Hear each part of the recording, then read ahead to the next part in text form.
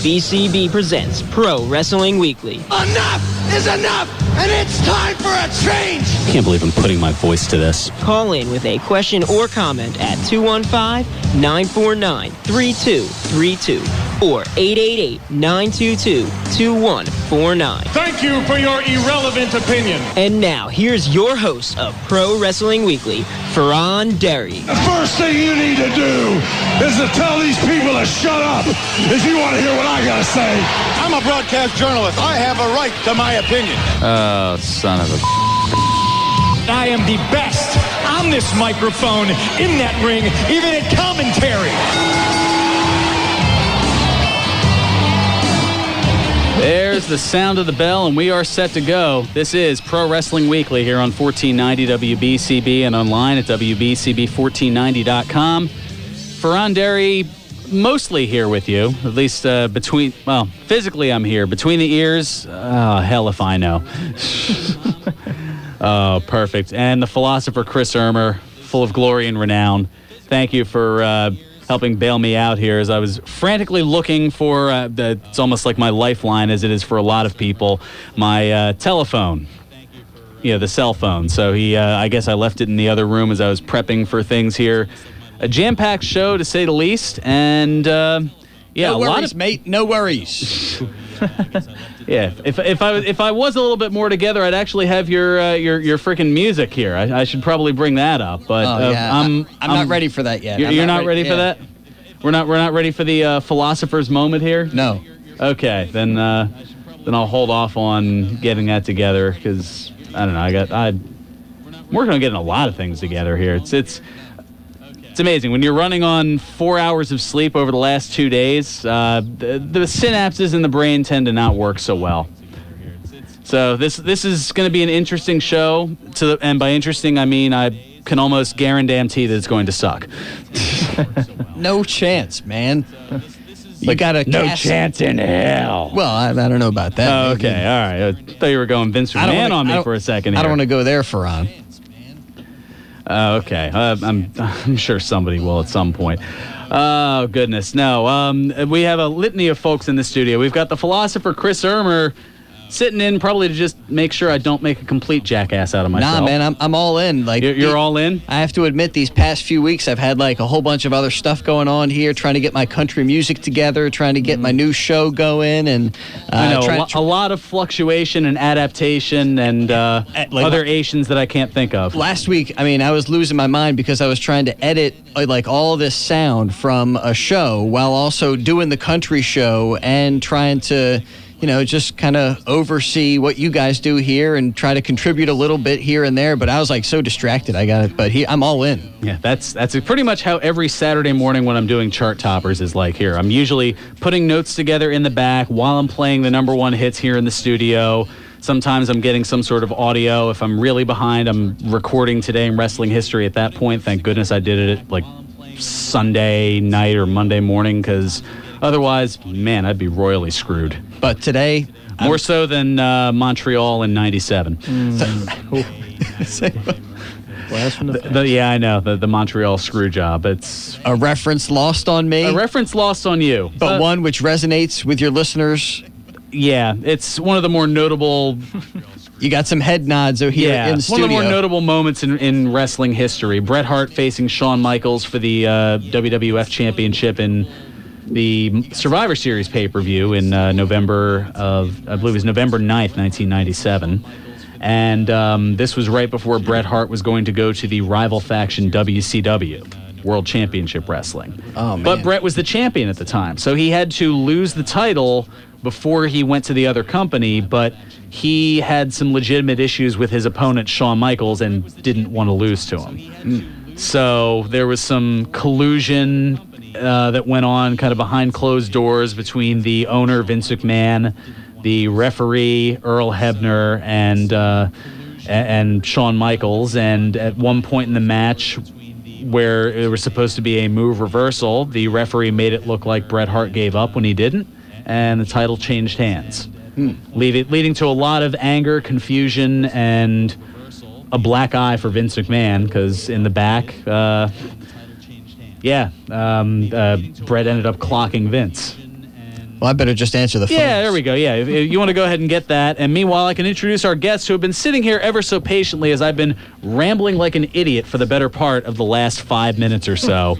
Back in the studio after a few weeks, former intern here and current Temple student and soon-to-be radio wrestling host of his own, Yale Alpert, in studio with us. It's me. It's Yale. Thanks for having me back in the studio, Fearon. It's a pleasure to be here. Last Saturday, I was in Atlantic City. Long night of beverages, but I woke up at 5:15 last Saturday, and I'm still amped from Finn Balor winning the NXT Championship.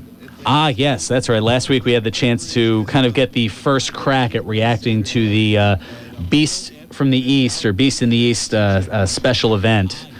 They're interchangeable, kind of like Hell in a Cell, Hell in the Cell. Vince McMahon just switches them up all the time, so I figure we can do that here because I can't remember if it's Beast in the East or Beast from... Well, no, Bam Bam Bigelow was the Beast from the East. This special network event was Beast in the East.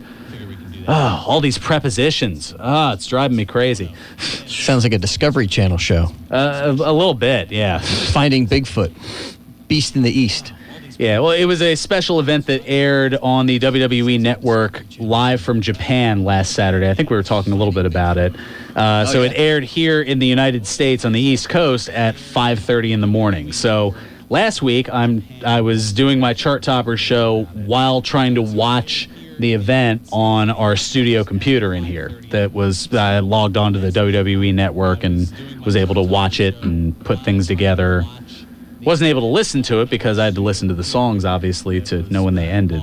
I know, I'm totally breaking the fourth wall of radio here. Not for nothing, though, just to get back to Bigfoot. If you're still looking for Bigfoot, I kind of want to give you a smack for that.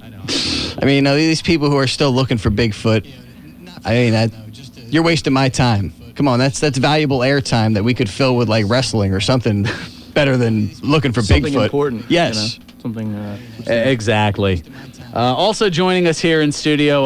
That was my philosophy moment. I wish we had the music before that. Oh, see, I didn't know you were going to go into that rant. Otherwise, I'd have had it up here. Yeah. The philosopher, Chris Ermer. Full of glory and renown. If you're still looking for Bigfoot, I think you really deserve a smack for that. And if you're wasting valuable airtime with stupid reality shows about looking for Bigfoot, maybe we could do something better with that airtime. Perhaps some pro wrestling. In those time slots, anything would be better than some dumb Bigfoot show. Thank you. Thank you. Truer words couldn't be spoken from the philosopher, Chris Ermer. Now, all right, I guess I came up with something. There you go. I was going to say, in the interim, I think the phone's been ringing off the hook here so we can find out what the people have to say, because I have a feeling that it's a lot more poignant than whatever the hell I have to say. At least this week. I don't know. Now, you're, also in studio with us, longtime listener and loyal fan of the show, and someone who I actually met through a mutual friend of, this is a throwback for you, former co-host here to this program, Richie Bleiweiss, a mutual friend of his, Ryan from Northeast Philly, sitting here in the studio. Hey, how's everybody doing out there? Those looking for Lucas.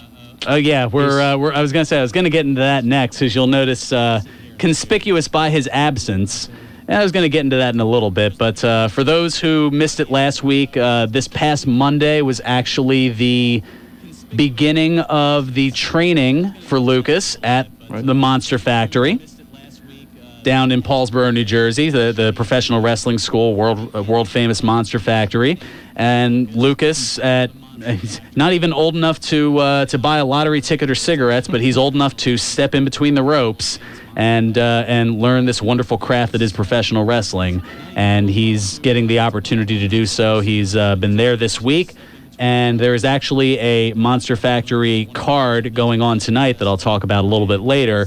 But Lucas is going to be, as a lot of folks looking to get into the business are doing, paying his dues. So I'm sure he'll be, I don't know if he'll be running the concession stand or selling tickets or cleaning the bathroom or whatever some of the other menial but at the same time important tasks are. But he's going to be involved in that. And the report time for the show tonight for the people who are going to be involved with it. The report time is 1 o'clock this afternoon, so he can't be on the air here in Levittown and be at Paulsboro for 1 o'clock at the same time. So, unfortunately, my show got the axe, but priorities, I guess. I don't know. If it becomes a recurring theme, then I think in a few weeks I may have to, I don't know, wish him the best in his future endeavors or something. Which I know that would probably be mean, or something like that. Yeah, you know, it would help if I actually had the volume up when I went and... That is not fair. There we go. That's what I was looking for. Next co-host, Bigfoot. We just have to find that son of a gun. I was going to say, for a teenager, I mean, he has pretty big feet, so I mean, it's kind of hard to replace in that regard. Suspicious. I've never seen him and Bigfoot in the same place at the same time. I'm a celebrity now. It's more than likely that they're one and the same, but... It's very possible. Who knows? We're I don't know. We're kind of having fun. This is a weird week. I'm kind of not really sure what to talk about, so I guess we'll probably take care of a little bit of business and then come back and we'll talk to you, the people. Because, as I said, you probably have more. We're talking Bigfoot, so obviously there's got to be more to get into. I mean, we've got some news and notes. We'll talk a little bit later about who's donning the cover of the new WWE video game. We'll get into that. Dean Ambrose, he's got himself a movie role. We'll get into that. Speaking of movies, John Cena talking... Oh, goodness. Is it about Trainwreck? It's about Trainwreck, and it's certainly a Trainwreck, talking about his intimate movie scene with Amy Schumer. Yeah, we'll get into that a little bit. I just saw the trailer for that a few weeks ago, and it looks pretty funny. Looks pretty funny for a movie that Cena's going to be in. And, of course, since Lucas isn't here today, of course, we're going to talk about his boy CM Punk and a possible timetable for his first UFC fight. Wow, the time has finally come. Possibly. The nothing confirmed yet, but we'll get into that in a little bit. I know there are a few things a few things to get into. But I guess first of all, since I already mentioned it a little bit, I guess I'll get the whole bit out of the way here. Talking about pro wrestling action returning to the Monster Factory down at 541 Mantua Avenue, Paulsboro, New Jersey. That's going to be tonight. The announced main event, Monster Factory heavyweight champion Luis the Punisher Martinez defending his title in a four-way match against former UFC fighter Matt Riddle. You remember him from The Ultimate Fighter 7. He won that. He's been training at the Monster Factory and actually a month or so ago had a tryout down in Florida with NXT. So, yeah, we talked about this a couple weeks ago. Yeah. I barely remember what I had for breakfast this morning, let alone a couple of weeks ago, especially running on so little sleep. Thank God we opened with Bigfoot. I know, exactly. Bigfoot, maybe. Big brain, not so much. Anyway, Luis Martinez defending his title in a four-way match against former UFC fighter Matt Riddle and both of the Monster Factory Tag Team Champions, the Factory's finest, Clutch Adams and Mike Spanos. Clutch Adams, a former champion in his own right. Other matches will a lot of it will be I guess a bit of a surprise. They did note that a new supersonic champion will be crowned tonight. That's kind of their lightweight division, for lack of a better term, for those who haven't been down there. Or whoever finds all 7 emeralds.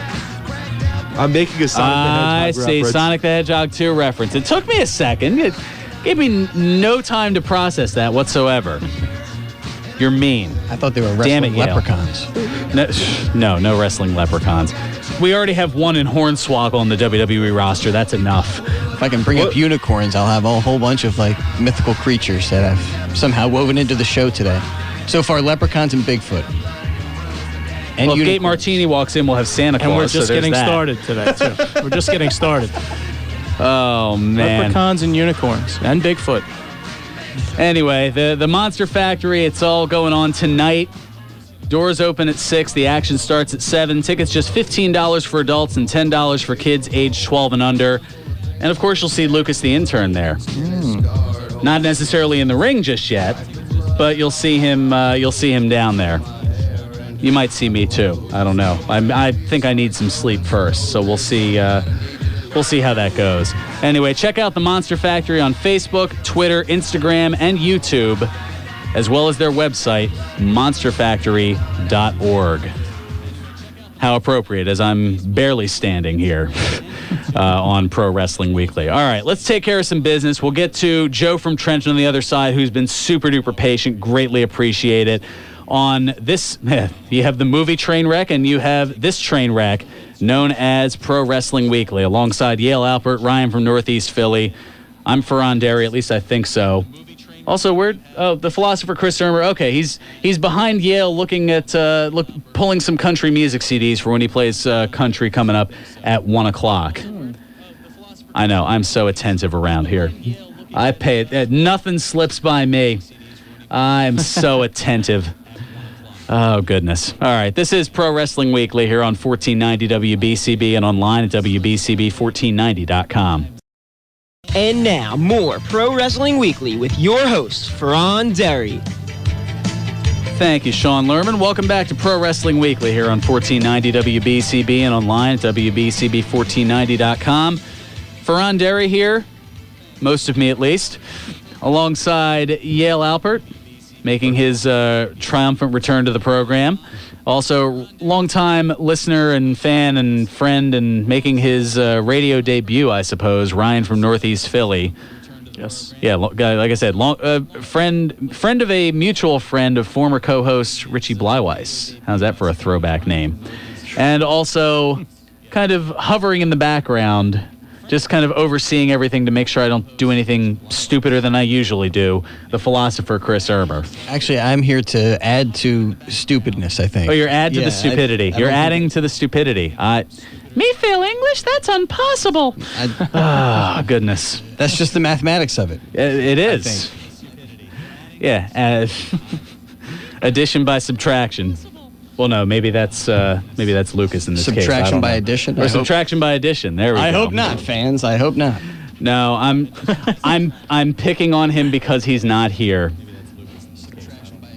I know, it's mean. You're going to get me in trouble, and I didn't even do anything. Yeah, I know.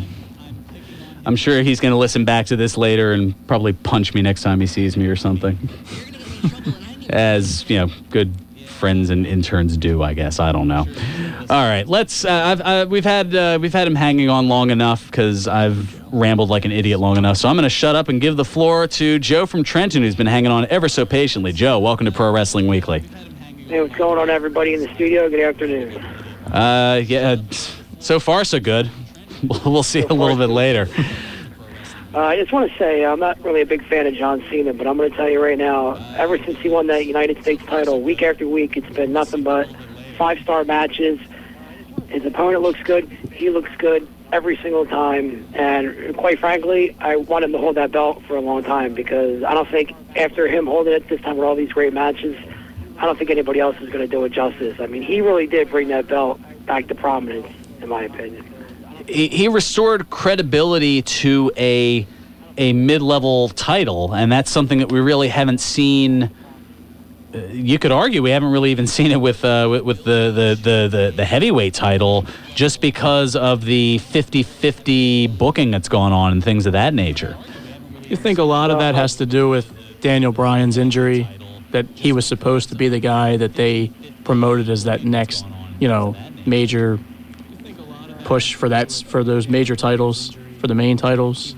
He was supposed to be the face of the franchise, albeit covered by a beard, and it didn't exactly pan out that way. I think that's what the Intercontinental title was supposed to do, but with his injury...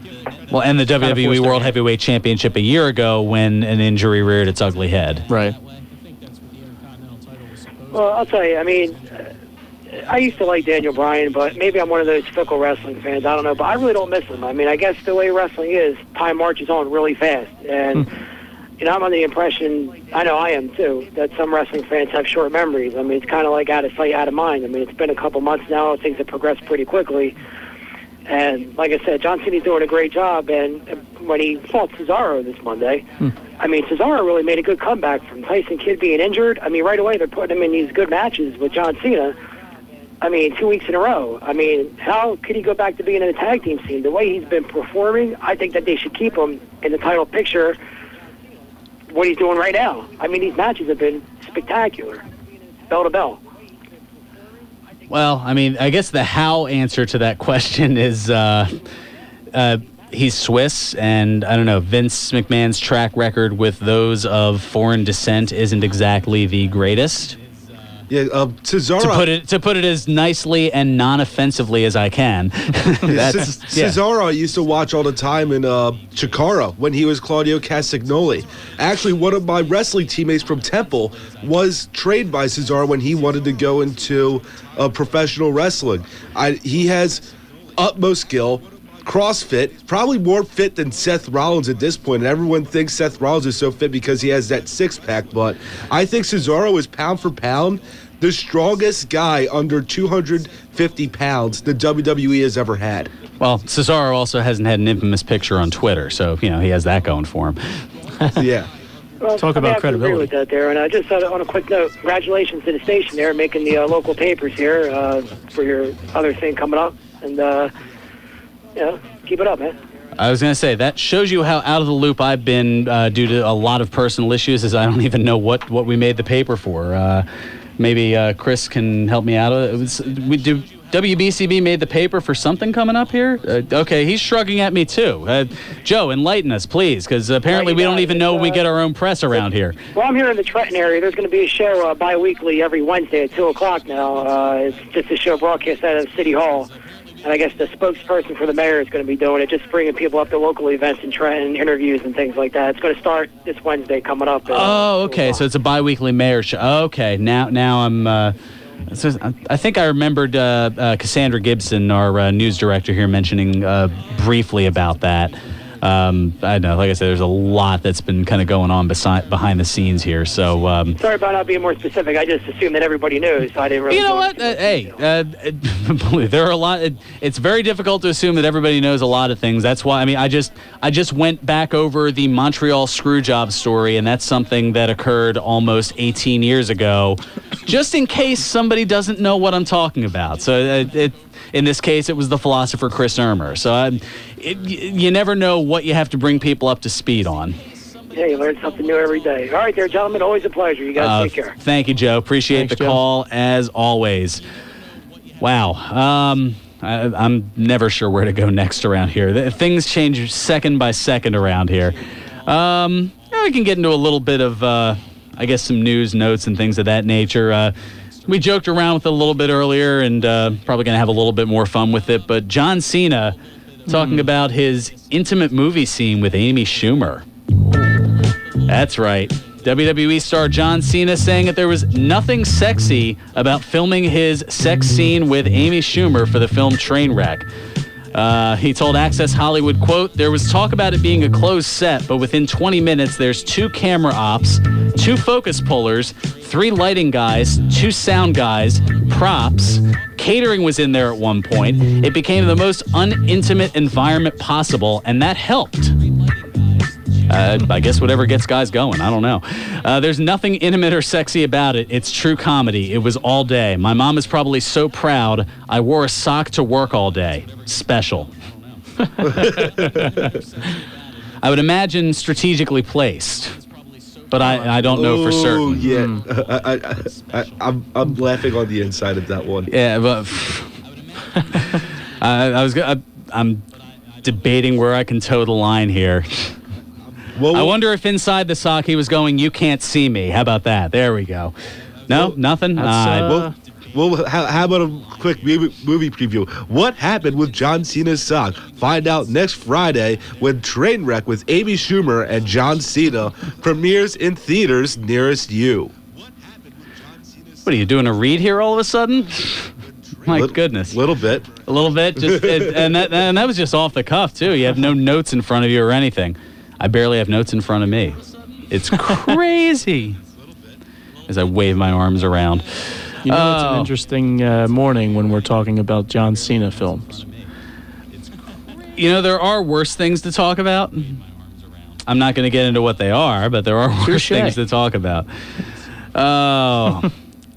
including, and I'm trying to dig it up here. I think I have it somewhere here in my notes. John from Northeast Philly actually put this up on the WBCB Pro Wrestling Weekly Facebook fan page, but a major leak, as he put it on here. Someone over at Reddit leaked out an internal document sent out by Vince McMahon, basically giving a language lesson to his broadcasters. Things including words to avoid, don't say this, etc. And I'm going to see if I can pull this up because it's pages and pages of notes, and I'm going to try to give you little excerpts of it because you would think calling what you're seeing in the ring would be kind of simple. Calling the moves and things like that. I just remember the last sentence of that being, have fun. You guys are fans. If you don't like it, who will? Well, on the same token, as you've got what has to be, I'm looking at maybe 6 or 8 pages of all kinds of, that's just, I guess, a copy of the other page here, but just pulling up some of the excerpts. Where to start here? There's so, I mean, the first note here, manufactured passion is the kiss of death. The TV audience today can detect forced passion, and when they do, it is almost impossible to get the fans to suspend their disbelief and become immersed in the product, as one would do a great movie or a sporting event that has personal meaning. Let's see. Take the high road. Don't be crude, especially with the divas. I almost want to say save that for backstage. Oh, yeah, there's the have fun. You're a fan. If you don't like this, why should anyone else? But on the same token, there's this giant list of don'ts.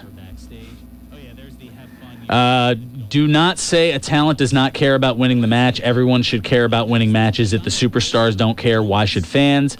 No cursing. Don't call blood. Don't say Edge is busted open. Instead, say Edge got his teeth knocked down his throat or Edge's nose must be broken.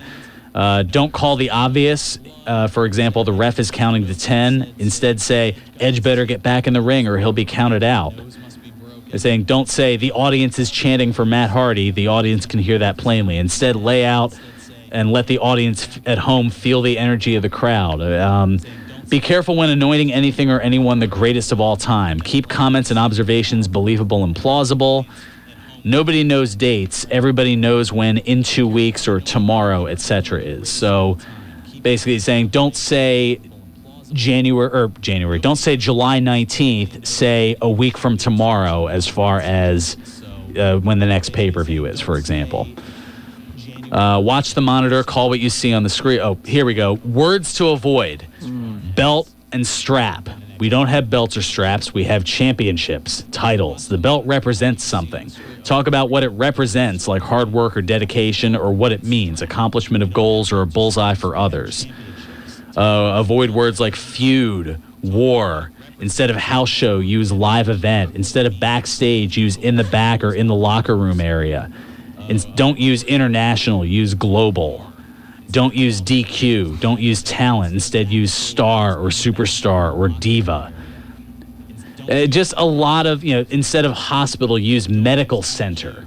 Like, this sounds like that George Carlin homogenized bit about how toilet paper became bathroom tissue. Or how shell shock became post-traumatic stress disorder. Just the expansion and complication of things. I mean, there's a litany of it. I'd say look it up either on, I think, Reddit, and Imgur has it. Apparently effective 2008, do not use sports entertainment, just use entertainment, because wrestling is no longer a sport in Vince's eyes, I guess. That's the PG era for you. I know. And judging by all those rules, makes sense. Yeah, and there's a lot that I'm skipping, but at the same time, avoid cliches. Think of original ways to describe an emotion or situation. Be yourself. Talk in sound bites. Embellish. I mean, there are so many notes. But they're talking about calling the action, but at the same time, they say nobody likes someone talking in a movie theater. We make movies. It is not necessary to fill in every moment with verbiage. So it's that difficulty of finding the balance of how much to talk and not talk when it comes to calling the action. They're saying, have fun, be yourself, but don't do this, don't do that, don't do this, don't do that. And you wonder why the announcers get a lot of grief, it's because they have all of this that they have to be conscious of while they're looking at what's going on in the ring. They have probably about 20 taboo words that they can't say, or that they shouldn't say unless they're going to get screamed in their ear. Yeah, be conversational. Don't scream. We're all guilty of it. Don't equate screaming with excitement. Lower your voice and use hushed tones when talking about something serious, which unfortunately a lot of people have referred to now as the Owen voice. Because they kind of started that, with Over the Edge 99, and unfortunately, whenever they lower their voice and talk about something serious, it's kind of in wrestling fan vernacular been referred to as the Owen voice, for better or worse. I don't know. So check that out. Reddit has it. I think Imgur has it. I'm sure you can just look up leaked WWE announcer notes, and you'll see a bunch of stuff about that, but I don't know. I'm sure there's going to be a lot of reaction to that, to say the least.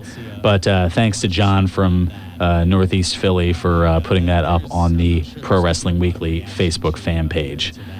And also, John throwing in, fans note, Reddit may not always be completely safe in today's PG era. Parental discretion is advised. Yeah, I rarely ever visit Reddit. I don't like it at all. I'm not. I barely know what Reddit is. But then again, I also don't have an Instagram. I'm this new technology and the right there with you. The Twitter and all these other things. And what is this Periscope? I thought they had those on submarines. Yeah, that's pretty much where I'm at when it comes to technology. I'm 33 and I'm completely lost. Mentally I'm still in dial-up mode. I'm waiting for my brain to finally turn on and go, welcome, you've got mail. There's worse. There's worse. Oh, I'm sure there is. Oh, jeez. Oh, gosh. John chiming in with some other jokes from what we were referencing earlier. Cena movies make almost as much sense as Terminator Genesis. But I still haven't seen it. Neither. I have not. Yeah, here's a confession for the audience. I have not seen a single Terminator movie. I know, gasps abound. Same with me. Yeah. And John also adding, Kane on vacation is something I think all the fans wish they were on during some of these Raw shows. Yikes. Oh, that's a good one. I like that one. Oh, yeah, John has some great quips. Yeah. He's of a similar ilk in that he kind of harkens back to the shock jock radio days. So he'll throw a lot of references out there to Stern or Opie and Anthony or guys like that I probably shouldn't be talking about, but I am anyway, because why not? They're kind of common knowledge, I think. Right. I was going to say, I've mentioned them before and haven't gotten in trouble. I don't know why things would change now.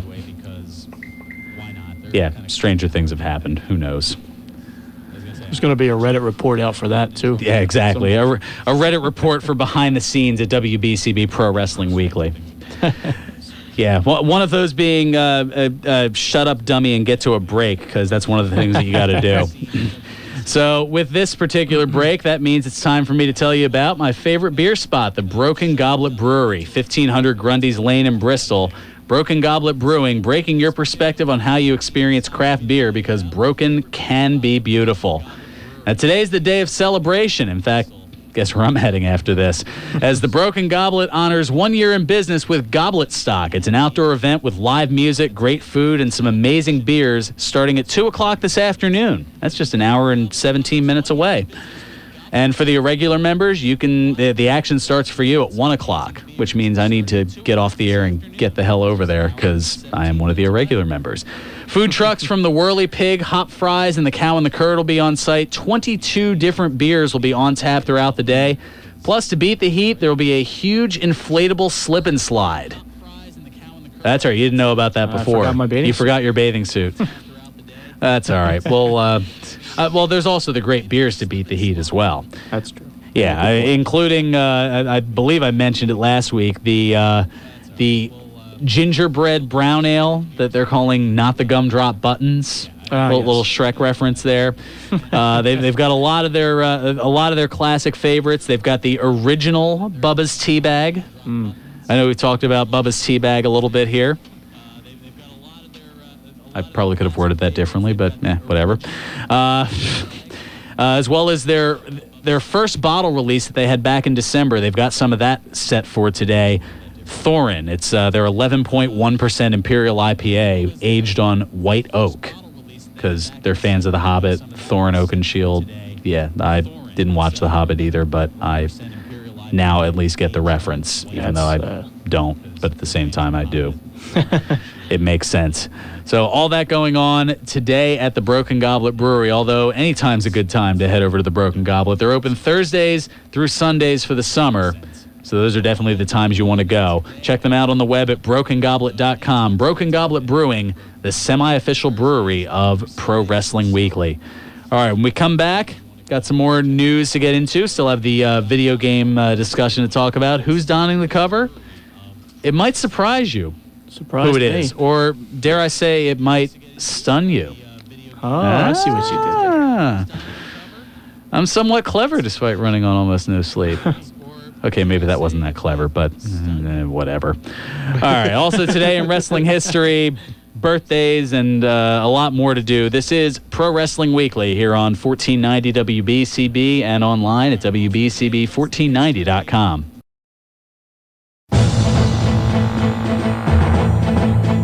Pro Wrestling Weekly presents Today in Wrestling History, July 11. On this date in 1999, WCW held its Bash at the Beach pay-per-view. In the main event, Randy Savage and Sid Vicious defeated Kevin Nash and Sting in a tag team match. On this date in 2004, WWE held its Vengeance pay-per-view.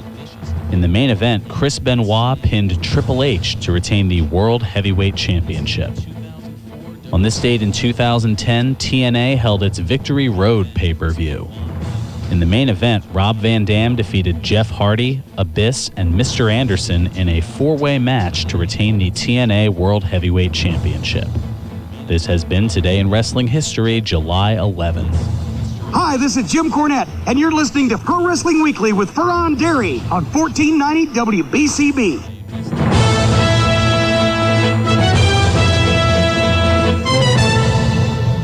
Welcome back to Pro Wrestling Weekly here on 1490 WBCB and online at WBCB1490.com. Fearon Derry here with you alongside a cast of characters.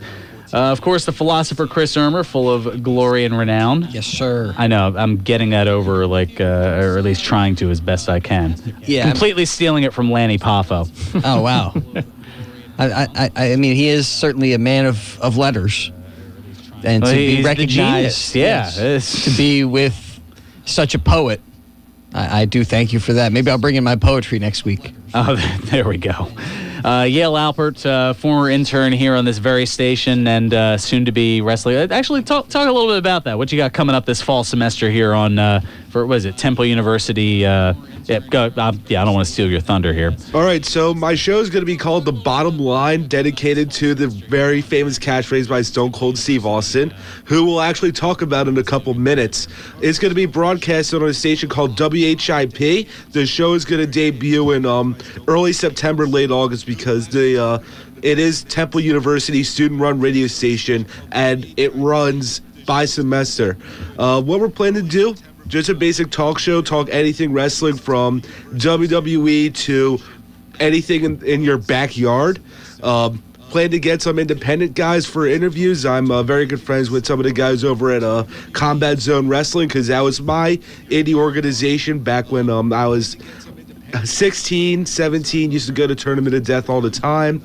Very good. I think I said it a couple weeks ago. Congrats to Matt Tremont for winning this year. I had the chance to, I consider him a friend, acquaintance type thing. I've met him at quite a few shows, had him up on Completely Damaged for a few interviews, so we've got to give him a shout out. And you'll probably hear me rant a lot about NXT, because that is my favorite thing in wrestling right now. You and a lot of other people. Yeah. Oh, yeah. Yeah, people are going nuts already in the New York area over the Barclays Center getting an NXT show night before I registered SummerSlam. on the Barclays Center website so I could get the pre-sale offer, if there is one, because I am going to that. You're going to that. Very, very good. Alrighty, so we've been talking about it at least in little drips and drabs all... Oh, I'm sorry. Also joining us here in the studio. Yeah, I know. Forgot all about me already. Yes, also, sir not appearing in this film. It's just like a Monty cameo. Python reference. Yeah, cameo.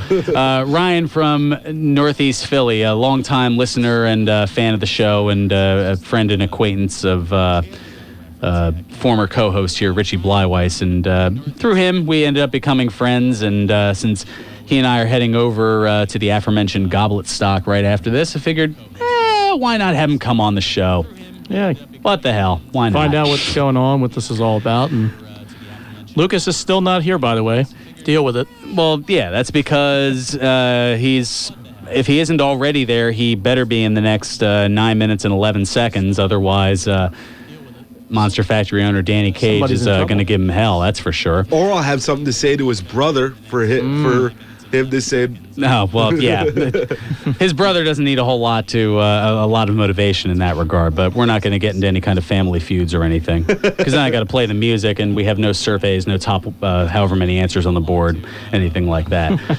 But there is one answer to this question. Who's donning the cover of the new WWE video game? A big yet unexpected name, WWE Hall of Famer Stone Cold Steve Austin. Featured on the cover of WWE 2K16's video game, slated for an October 27 release in North America and October 30th in the rest of the world.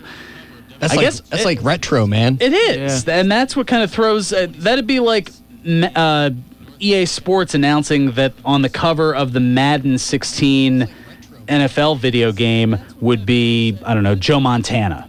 Barry Sanders. Or Barry Sanders, yeah. It just feels very, I don't know. The fact that you don't have somebody current that you can put on there to kind of look ahead toward the future, and there's been a lot of that the last few years. Was it WWE 13 that did the look back at the Attitude Era?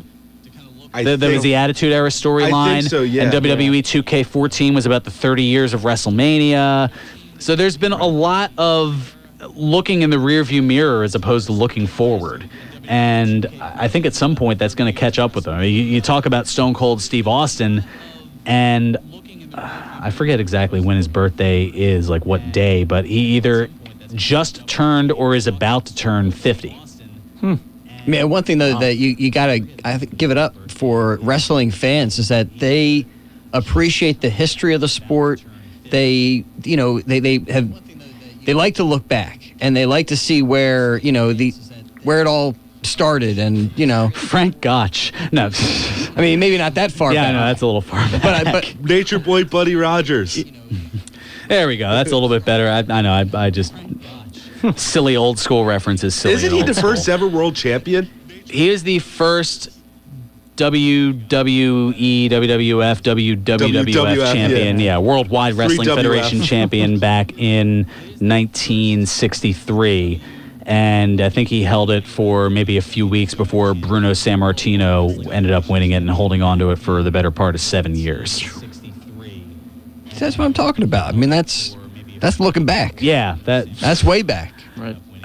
Yeah, that's just rattling around here in like kind of a peanut in a skull, just kind of bouncing around. That's pretty much what my brain is at this point. And nowadays, some wrestlers don't even last 7 years.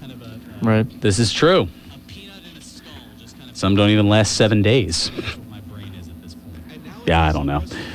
All right, I know. Let's get to the other things we've been teasing and other things that I've forgotten due to my incompetence here. I think your peanut turned to peanut butter. You're melting down. Yeah, I'm spreading out all over the place here. Dean Ambrose getting a movie role. It's terrible. WWE announcing that Dean Ambrose will star another one of them. Fantastic. 12 Rounds 3. Oh. Lockdown. That's right. Another 12 Rounds movie. Ambrose playing a character named Shaw who is trying to take down dirty cops who framed him for the death of his partner. The movie will premiere on September 11th. I wonder how that movie's going to play out concerning the character that Dean Ambrose is in WWE. I don't know if it's going to be a similar character or he's not going to be as much of a lunatic. It's going to be very interesting to see Dean Ambrose in a movie role. Yeah, that'll be the first movie I'll want to pay to see this year. Huh. Really? Jurassic World wasn't that great, ladies and gentlemen. Another confession. I've never seen any of the Jurassic Park movies either. I don't watch a lot of movies. What can I say? I don't know. Also, a possible Punk timetable. Former WWE champion CM Punk is targeting December or January for his UFC debut. And that'll be the first squash match in UFC history of the male division. I guess. Oh, you're saying he's going to get squashed? Yes. Okay. Punk telling UFC.com, quote, I say this all the time, I'd love to fight tomorrow, but I want to be as prepared as I possibly can be, and I will be. I'm still shooting for December. It might be January. I'm not sure, but I'll be ready when I fight.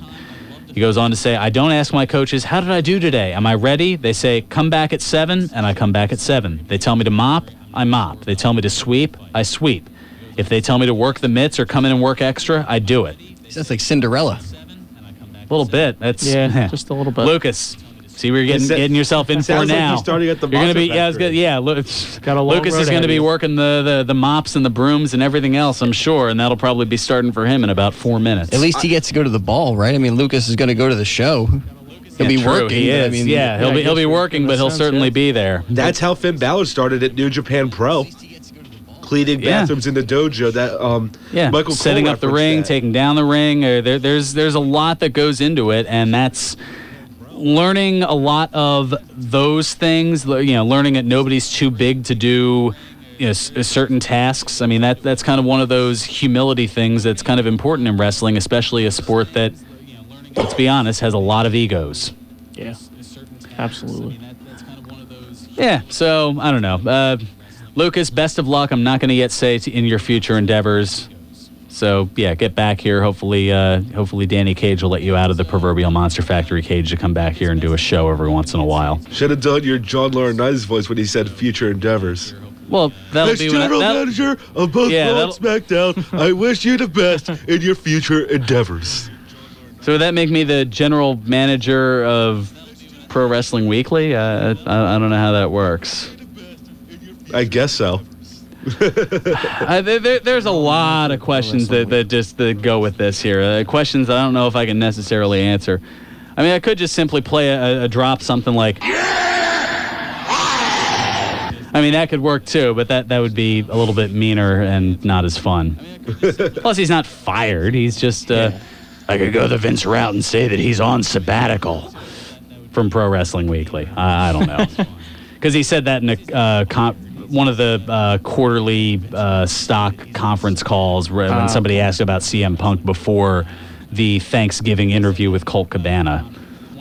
Hey, Colt Cabana, how you doing? Yeah, exactly. Hey, Colt. Okay, we got a couple of minutes left, just enough time for usually Lucas's favorite segment, birthdays. Birthdays. Yeah, exactly. On this date in 1954, Bruce Reed was born. The former WWF competitor and WCW Tag Team Champion known as The Natural Butch Reed turns 61 today. Holy smokes. Wow. Remember him back in the 80s? He would bleach his hair blonde. It was fairly short-lived in the WWF. He actually no-showed an event that he was supposed to win the Intercontinental Championship, and who ended up getting it? The longest-reigning Intercontinental Champion of all time, the Honky Tonk Man. A little behind-the-scenes type thing. On this date in 1963, Michael Enos was born. The former WCW and WWF competitor known by both his own name as well as Blake Beverly of the Beverly Brothers turns 53 today. And Mike Enos also kind of a notable footnote in history in that he was wrestling in the WCW ring when Scott Hall first made his appearance on Monday Nitro to start the very, very, very beginnings of the NWO back in May of 1996. I go wherever I want, whenever I want. Yep. On this date in 1980, Theodore James Wilson was born. The former three-time WWE Tag Team Champion known as Tyson Kidd turns 35 today. Oh no, Tyson Kidd. What? I want to apologize to that family, and I hope he's doing very well. I've been seeing all these articles about his dark match with Samoa Joe. They're saying that his muscle buster was a near-death experience. Yeah, and that's why he's out in West Cesaro's wrestling on his own. And this is kind of a fun one as well. On this date in 1990, Robbie Araujo was born. The self-professed, aspiring short young professional wrestler, best known as commentator JB Elf from the 2014 WWE Extreme Rules pre-show WLC match. Remember that? Between El Torito and Hornswoggle. How could you forget that? JB Elf turns 25 today. I told you they were wrestling leprechauns. Elves. I'm sorry. Well, that was a thing. It was a little over a year ago. Yeah, it was the whole midget wrestling thing. They do have, although a they don't go by wrestling midgets now. I know that's apparently not a kosher term. Yeah, they do have an extreme midget wrestling show every once in a while at the Theater of Living Arts on South Street from advertisements I get at school. Huh? How about that? Alrighty, that's going to just about do it for us. Yale, thanks for joining the program. Thanks, as always, to the philosopher, Chris Ermer. Ryan, what an interesting radio experience. Sorry it couldn't be better. We'll try and do better next time. Yeah, let's try this again. As the great Tony Kornheiser says on Pardon the Interruption. That's going to do it for us. Oh, you know what? I'm actually, there we go. Since I'll be at Goblet Stock for a few hours, starting at 2 o'clock, first people who see me over there, and I don't know, what kind of secret word should I give out for the audience here? How about slobber knocker? I'll give them a drink ticket, or if they're under the age of 21, I don't know, buy them something at one of the food trucks or something. There we go. First three people, slobber knocker. There we go, to show who's paying attention. Drinks on me over at the Goblet Goblet Stock, or the Broken Goblet Stock. Anyway, I'm almost late here. Chris Ermer, philosopher, he's up with country music next.